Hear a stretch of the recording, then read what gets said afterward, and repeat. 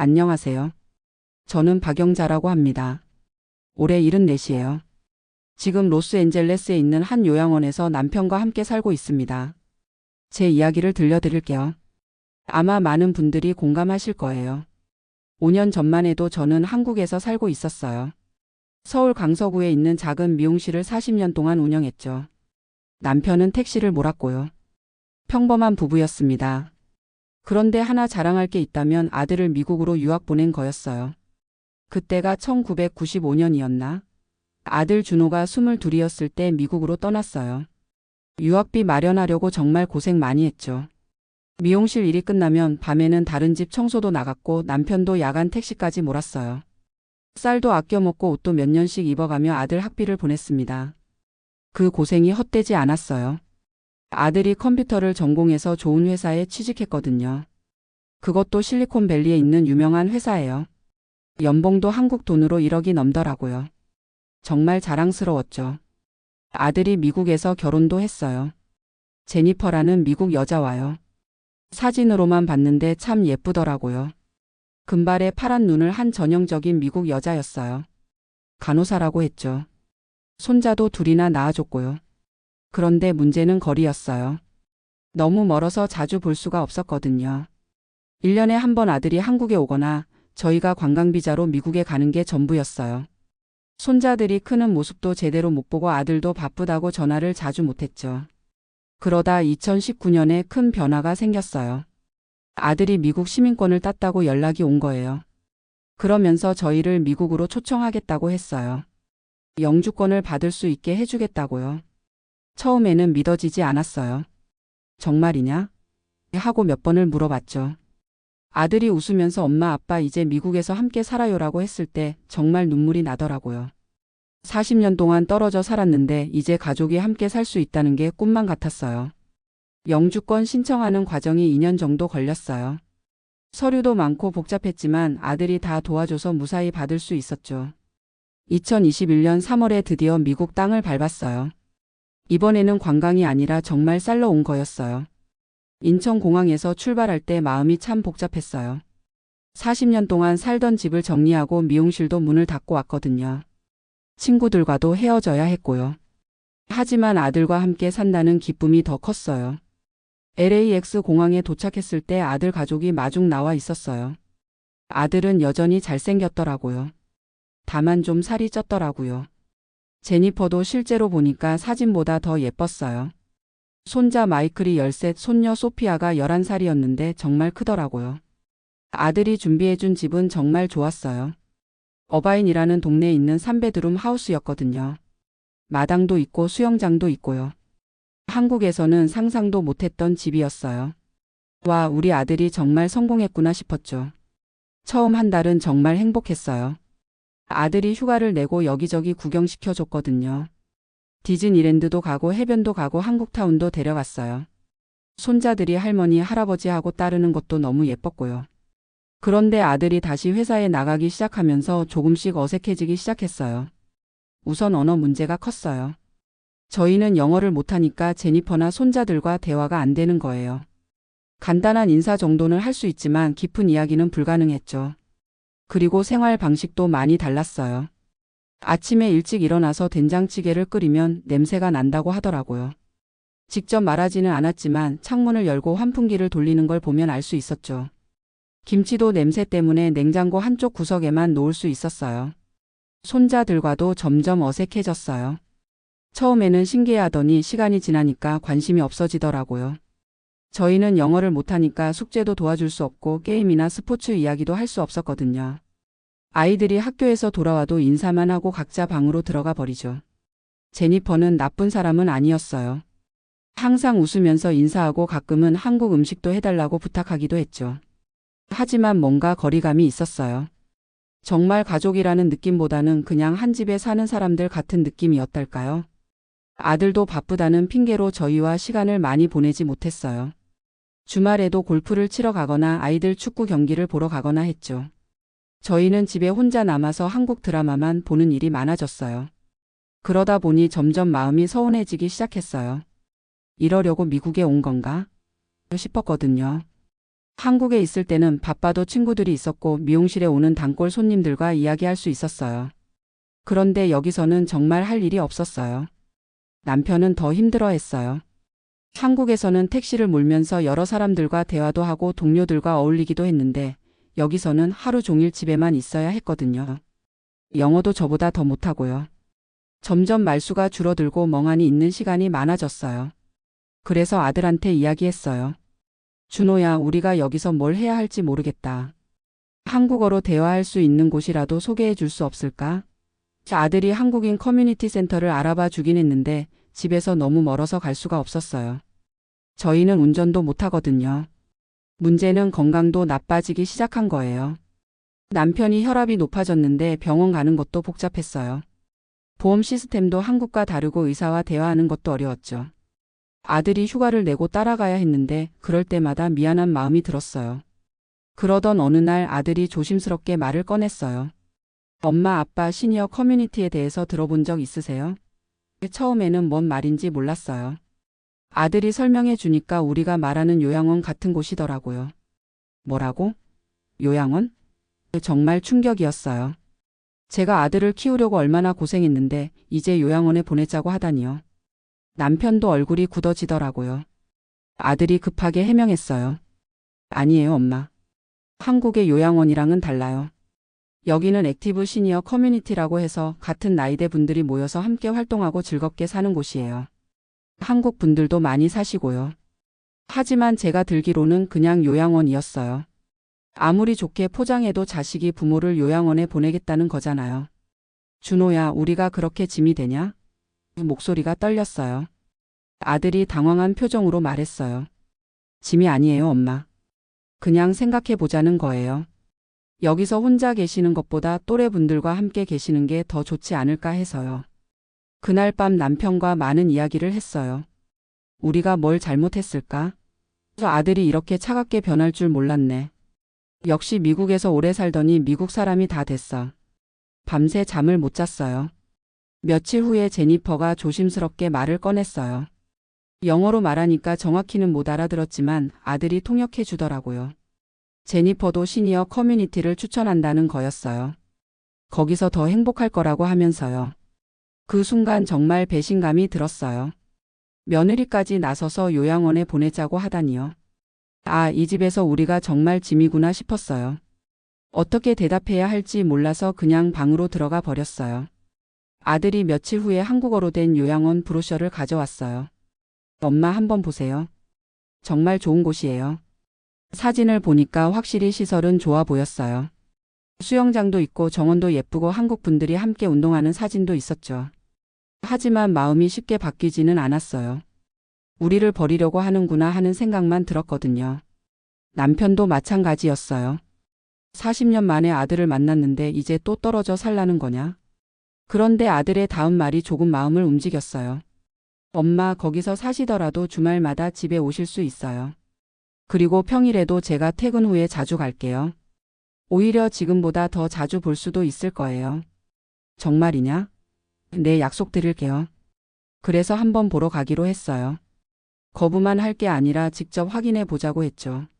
아들이 주말에 시간을 내서 함께 갔어요. 가보니까 생각보다 좋았어요. 우선 한국 분들이 정말 많이 계시더라고요. 로비에서부터 한국말 소리가 들렸어요. 그리고 시설도 정말 깨끗하고 좋았어요. 한국에서 봤던 요양원과는 차원이 달랐죠. 안내해 주시는 분도 한국 분이었어요. 김 매니저님이라고 하시는데 저희 또래였어요. 어르신들 여기 정말 좋아요. 저도 부모님을 모시고 왔는데 처음엔 걱정했지만 지금은 너무 만족하세요라고 하시더라고요. 식당에서 점심도 먹어봤는데 한국 음식이 나오더라고요. 된장찌개, 김치찌개, 불고기까지. 맛도 괜찮았어요. 어머, 이런 음식을 여기서 먹을 수 있구나 싶었죠. 다른 할머니들과도 이야기를 나눠봤어요. 다들 비슷한 상황이시더라고요. 자녀들이 미국에서 성공해서 부모를 초청했는데 언어 문제며 문화 차이 때문에 어려움을 겪다가 여기 오셨다고 하시더라고요. 처음에는 서운했지만 지금은 만족해요. 외롭지도 않고 할 일도 많아요. 태권도도 배우고 합창단도 하고 한국 드라마 감상 모임도 있어요라고 하시는 할머니 말을 들으니까 조금 마음이 움직였어요. 그날 집에 돌아와서 남편과 다시 이야기했어요. 생각보다 나쁘지 않던데? 그러게 한국 분들도 많고, 음식도 괜찮고, 아들이 주말마다 온다고 했으니까. 결국 결정했어요. 시험 삼아 한 달만 있어 보자고요. 아들이 너무 좋아하더라고요. 정말 감사해요, 엄마, 아빠. 후회 안 하실 거예요. 2022년 9월에 입소했어요. 짐을 싸면서도 마음이 복잡했어요. 이게 맞나? 하는 생각이 계속 들었거든요. 하지만 이미 결정한 일이니까 해보자고 생각했어요. 첫날 밤이 가장 힘들었어요. 낯선 침대에서 잠을 못 이루고 있는데 남편도 뒤척이는 소리가 들렸어요. 우리가 어쩌다 이렇게 됐을까? 눈물이 났어요. 하지만 시간이 지나면서 조금씩 적응했어요. 우선 할머니들이 먼저 다가와 주셨어요. 새로 오신 분이시죠? 저희랑 함께 차 마셔요. 정말 고마웠어요. 이분들과 이야기하다 보니까 저만 이런 게 아니더라고요. 다들 비슷한 경험을 하셨어요. 처음에는 서운했지만 지금은 이해해요. 우리 아이들도 나름대로 고민이 많았을 거예요 라고 하시는 분들이 많았어요. 특히 조할머니라는 분 말씀이 인상적이었어요. 우리가 생각하는 효도와 아이들이 생각하는 효도가 다른 거예요. 우리는 함께 사는 게 효도라고 생각하지만 아이들은 우리가 행복한 게 효도라고 생각하는 거죠. 정말 그런 것 같았어요. 아들 집에 있을 때는 매일 눈치를 봐야 했어요. 냄새 날까봐, 시끄러울까봐, 방해될까봐. 여기서는 그런 걱정이 없었어요. 된장찌개를 끓여도 좋다고 하고 한국 드라마를 크게 틀어놓고 봐도 괜찮았어요. 활동도 많았어요. 아침에는 태극권을 하고 오후에는 한국어 성경 공부나 가요 교실이 있었어요. 처음에는 참여하기 싫었는데 할머니들이 자꾸 권해서 나가봤더니 재미있더라고요. 특히 요리 수업이 좋았어요. 젊은 한국인 요리사가 와서 한국 음식 만드는 법을 가르쳐 주셨거든요. 어르신들이 직접 만드시면 더 맛있어요 라고 하면서요. 오랜만에 칼질도 하고 양념도 맞춰보고 정말 즐거웠어요. 남편도 처음에는 적응을 못했는데 바둑을 두는 할아버지들을 만나면서 밝아지기 시작했어요. 한국에서는 바둑을 안 뒀는데 여기 와서 배우기 시작한 거예요. 오늘 김할아버지한테 이겼다며 자랑하기도 하고요. 아들도 약속을 지켰어요. 정말 주말마다 왔어요. 그것도 가족 전체가 같이 와서 함께 시간을 보냈어요. 손자들도 할머니, 할아버지를 보러 왔다며 기뻐했어요. 아이들이 할머니 여기 좋아요? 재미있어요? 라고 물어보면 정말 마음이 따뜻했어요. 제니퍼도 달라졌어요. 더 편안해 보였어요. 같은 집에 살 때는 우리를 어떻게 대해야 할지 몰라서 스트레스를 받았던 것 같아요. 지금은 손님을 대하듯 정중하게 대해주니까 오히려 관계가 더 좋아졌어요. 한 달이 지나고 아들이 물어봤어요. 어떠세요? 더 계실 건가요? 처음에는 한 달만이라고 했는데 이제는 마음이 바뀌었어요. 조금 더 있어 볼게 라고 했어요. 그렇게 1년이 지났어요. 이제는 이곳이 정말 집 같아요. 함께 사는 할머니, 할아버지들이 가족 같고 직원들도 모두 친절해요. 건강 관리도 잘 해주시고 아플 때는 바로 병원에 데려가 주시고요. 무엇보다 마음이 편해졌어요. 아들한테 미안한 마음도 없어지고 아들도 더 자주 연락해요. 예전에는 의무적으로 안부 인사하는 느낌이었는데 지금은 정말 궁금해서 전화하는 것 같아요. 지난달에는 아들이 승진했다고 좋은 소식을 알려왔어요. 엄마 아빠 덕분이에요. 걱정 없이 일할 수 있어서 더 열심히 할 수 있었어요 라고 하더라고요. 그 말을 듣고 정말 뿌듯했어요. 조할머니 말이 맞았어요. 우리 방식의 효도와 아이들 방식의 효도가 다른 거였어요. 우리는 함께 사는 게 좋다고 생각했지만 아들은 우리가 편하고 행복한 게 더 중요하다고 생각했던 거죠. 물론 가끔은 서운할 때도 있어요. 한국에 있을 때처럼 매일 아들을 볼 수는 없으니까요. 하지만 이해해요. 아들도 자기 생활이 있고 자기 가족이 있잖아요. 저희가 아들의 모든 시간을 차지할 수는 없는 거죠. 그리고 여기서 새로운 것들을 많이 배웠어요. 영어도 조금씩 배우고 있어요. 기초 회화 수업이 있거든요. 손자들한테 How are you? 그 정도는 할 수 있게 됐어요. 아이들이 할머니 영어 늘었어요 라고 하면 정말 기뻐요. 컴퓨터도 배웠어요. 한국에 있는 친구들과 화상통화도 하고 이메일도 보낼 수 있게 됐어요. 친구들이 영자야 너 정말 달라졌다. 목소리가 밝아졌어 라고 하더라고요. 남편도 많이 달라졌어요. 혈압약을 꼬박꼬박 챙겨 먹고 운동도 규칙적으로 해요. 바둑 실력도 늘어서 이제는 젊은 직원들과도 둘 정도예요.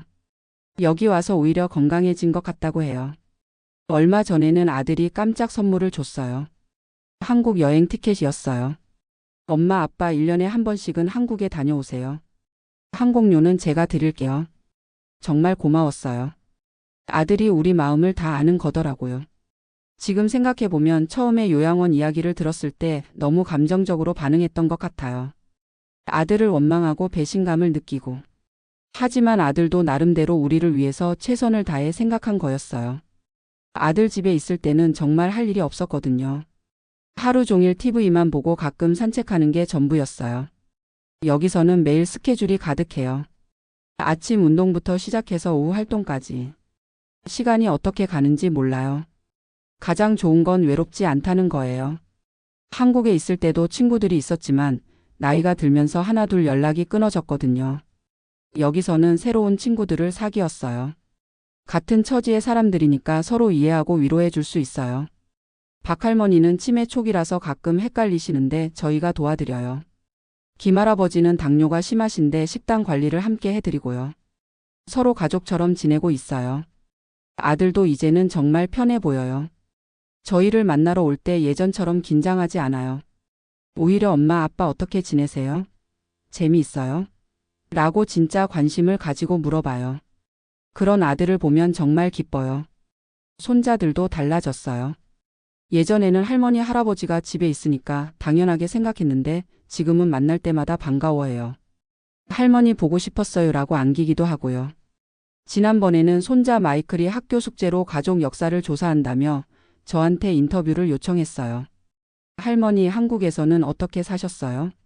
할아버지는 어떻게 만나셨어요?